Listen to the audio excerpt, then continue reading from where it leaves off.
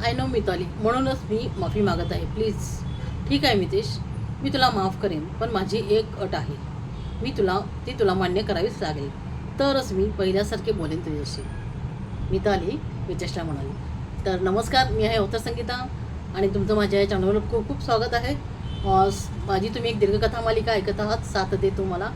तर याचे आत्तापर्यंतचे 18 भाग तुम्ही ऐकलेले आहेत. आजचा हा 19वा भाग. तर जिथे मितेश मितालीला कॉल करतो आणि सॉरी म्हणतो, कारण तो तिला बोललेला असतो की मी इथून पुढे काही म्हणजे कादंबरीवर लिहायला मी घेणार नाही, असं बोललेला असतो.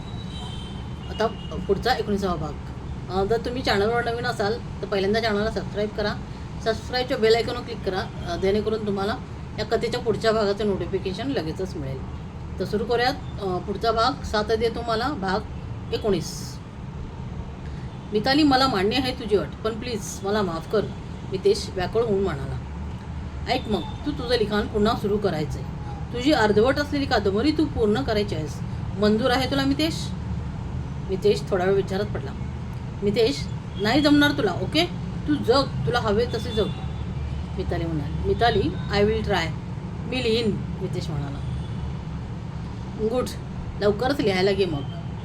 हो, पण तू पहिल्यासारखी घरी ये प्लीज.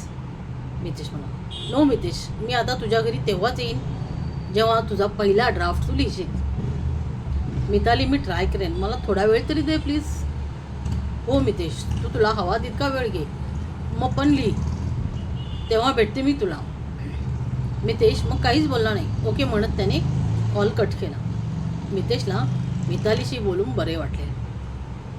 मिताली, तू तुझ्या घरी बोलली आहेस का आपल्याबद्दल? अजिंक्यने विचारलं. हो आजू, सांगितले मी. आई बाबा म्हणाले की थोडा वेळ थांबा, मग पुढच्या वर्षी लग्नाचं बघू. मिताली, माझे आई बाबा थांबायला हवेत ना, त्यांनी घाई नाही केली म्हणजे झालं. अजिंक्य, तू सांग ना तसे, की अजून वर्षभर तर लग्न नाही करणार म्हणून. हो स्वीटी, सांगेन मी, डोंट वरी. अजिंक्यने तिला गालावर किस केले. बाकी तुझा पेशंट काय म्हणतो, बरा झाला का मितेश? हो अजिंक्य, मितेश बरा होत चालला आहे आता, पण त्या दिवशी तो काही मूर्खासारखं बोलत होता. काय बोलला तुला? काही म्हणाला का? मला नाही, पण स्वतःबद्दल बोलला. मला जगायचे नाही असं काहीही बडबडत होता. मग तू काय बोललीस? अजिंक्य मग मग तू काय बोललीस? अजिंक्य, ते ऐकून रागात माझा हात उठला त्याच्यावर. व्हॉट? तू मितेशवर हात उचलला मिताली? वाय? अजिंक्य, मला ते बोलणं सहनच नाही झाले. खूप बोलले मी त्याला. मिताली, तुला समजत कसं नाही? तू असं त्याला मारणे योग्य नाही. अजिंक्य, त्यावेळेस जे मला सुचले ते मी केले. मितेश कसा आहे आता? तू भेटली का त्याला? बोलली का त्याच्याशी? अजिंक्यने विचारले. नाही, 4 दिवस होऊन गेले मी त्याच्याकडे गेली नाही. पण बाबांना हे समजले तर ते तुला बोलतील. हो माहीत आहे मला. सरांना जर समजले की मी मितेशची ट्रीटमेंट अर्धवट सोडली तर ते चिडणार आहेत माझ्यावर. मग काय करणार आहेस तू आता? अजिंक्य, काल मितेशने कॉल केला होता मला सॉरी म्हणण्यासाठी. मग जा ना त्याच्याकडे. आता तसंही तो रिकवर होत आहे म्हणलीस ना. अजिंक्य, त्याला मी एक अट घातली आहे की जोपर्यंत तो पुन्हा लिहायला चालू करत नाही तोपर्यंत मी त्याला भेटायला येणार नाही. ऐकले का मग त्याने? अजिंक्यने विचारले. ट्राय करतो म्हणाला आहे, बघू काय करतो. पण तो खूपच हळवा आहे रे, कोणाला हर्ट करणार अजिबात नाही. त्याचं लिखाण पण जबरदस्त आहे. शब्दात जादू आहे त्याच्या. लोक जीव लावून बसतात त्याच्या स्टोरीवर. संपादक त्याच्या मागे लागले आहेत की नवीन कादंबरी दे म्हणून, आणि त्याचे फॅन्स तर आतुरतेने त्याच्या नवीन पुस्तकाची वाट बघत आहेत.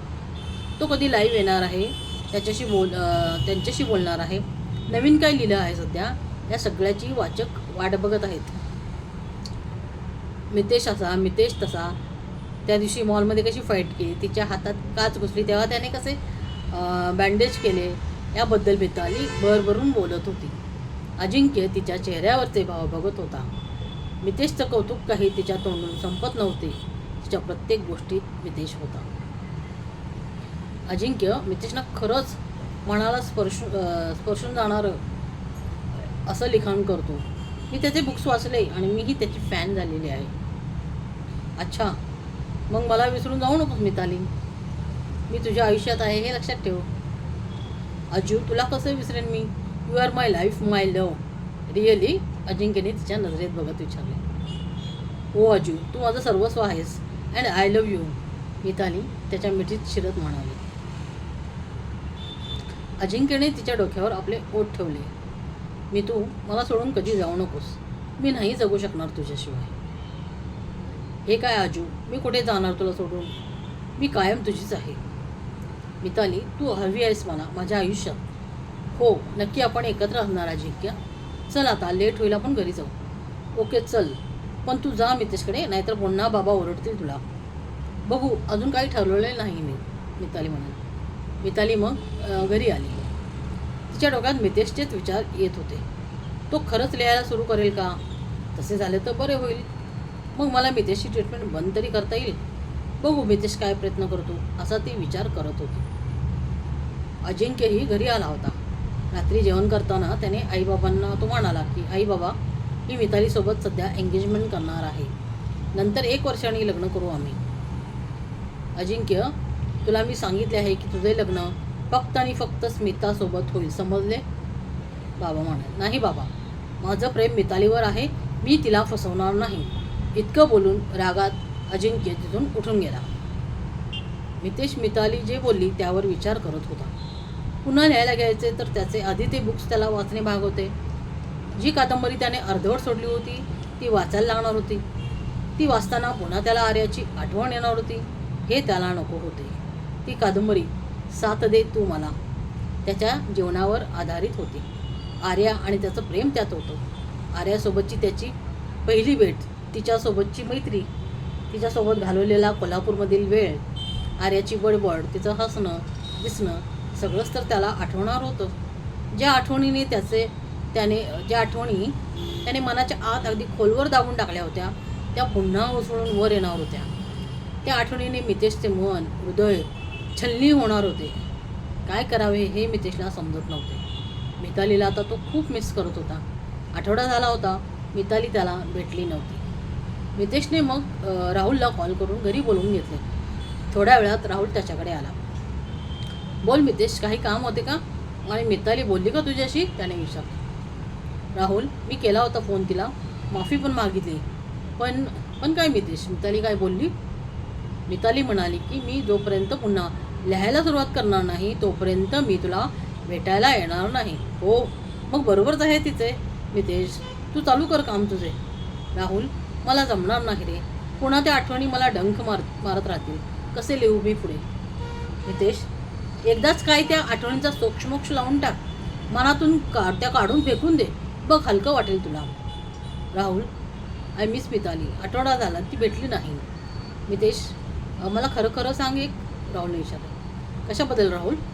प्रश्नार्थक नजरेने मितेशने त्याच्याकडे बघितले. मितेश, तुला मिताली आवडते.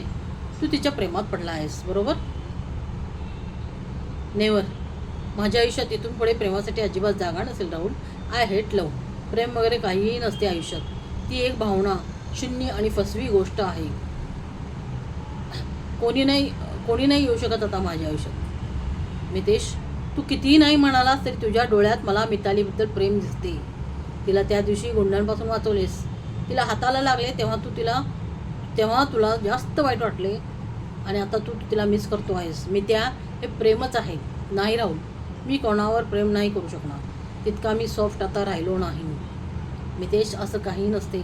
आयुष्यात प्रेम केव्हाही आणि कितीही वेळा होऊ शकते. अरे, आपली काळजी घेणारं, आपल्यावर प्रेम करणारं, आपली वाट बघणारं, हवं नको बघणारं, आपल्या सुखदुःखात सामील होणारं कोणीतरी लागते. प्रेमाशिवाय, जोडीदाराशिवाय आयुष्य अपूर्ण आहे.